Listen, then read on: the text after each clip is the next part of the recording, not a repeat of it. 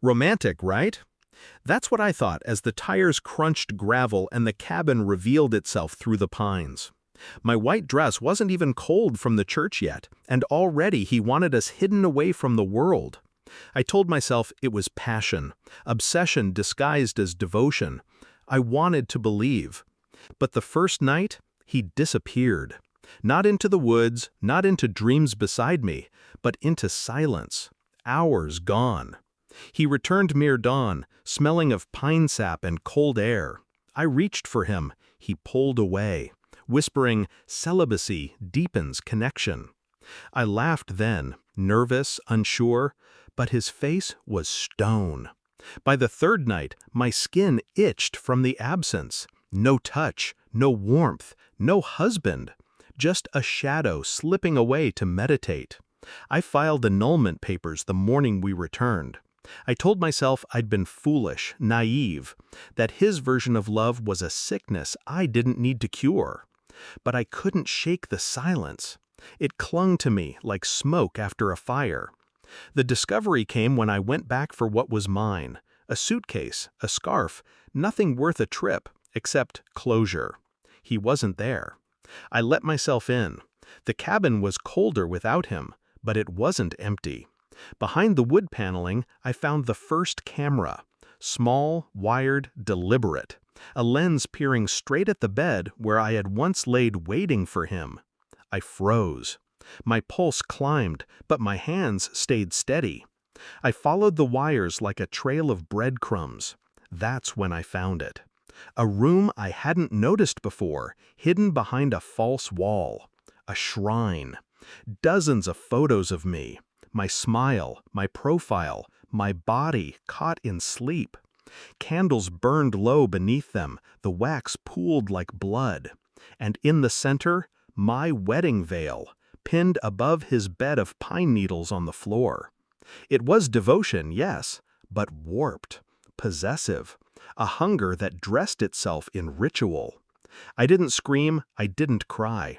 I shut the door and left as though I'd never been there. But something inside me shifted, sharp as broken glass. He thought I'd vanish quietly, that annulment papers would be the end of me. But I learned to mirror his silence. I researched. I mapped out his patterns, his meditation hours, his credit cards, his family estranged, his job already on thin ice. Piece by piece, I built his undoing. I copied the footage from his cameras onto a hard drive. Every image of me, every night he crept away to worship what he couldn't touch. I packaged them neatly, anonymous tips to his employer, his landlord, the local police. A single USB tucked into an envelope postmarked far from where I lived. I drained the joint bank account the same week, shifting money into an account he'd never trace. Legally mine, thanks to the timing of his withdrawals. He'd signed his trust away before the ink on the marriage license dried. But my favorite part wasn't the money. It was the silence. He didn't suspect a thing. He thought he'd won, me erased, his secrets preserved. The confrontation came on my terms. I invited him to meet, to talk one last time. Neutral ground, a quiet cafe in town. He arrived polished, rehearsed, the mask of a wronged husband plastered on his face. "Have you reconsidered?" he asked, voice smooth. I slid the envelope across the table. Inside, printed stills from his own cameras. My face staring back at him from every angle. His hands trembled when he opened it. "You should be more careful," I whispered. "The world isn't as blind as you think."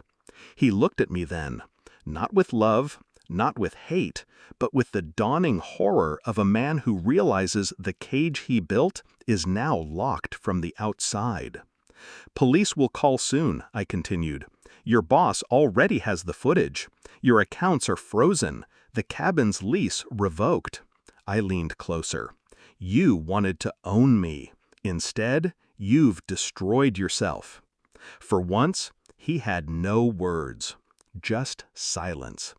The same silence he'd wrapped me in, but now it was his prison. The payoff wasn't in watching him crumble publicly, though I did. His arrest was quiet, almost pitiful. Cameras don't lie, and neither did the paper trail I left for authorities. No, the payoff was the calm inside me.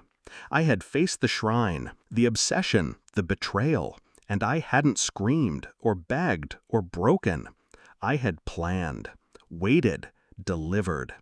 Justice wasn't loud, it was precise.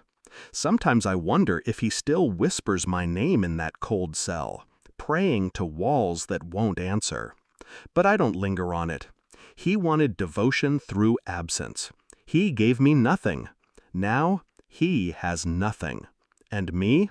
I have silence too, but it's mine, controlled, free. The kind of silence that isn't empty, the kind that's earned, the kind that hums with power.